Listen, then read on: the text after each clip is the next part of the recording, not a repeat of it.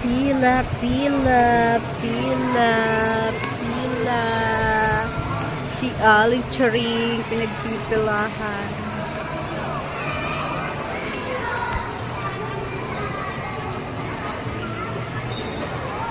Ito po si Aling Charing, pinagpipilahan to. So, sikat-sikat din siya. Sarap kasi yung halo-halo dito. Kuya, ilang minutes na kayo nakatayo dito? Matagal po. Kanina po. Kanina pa kayo dito? Mahabang pila eh.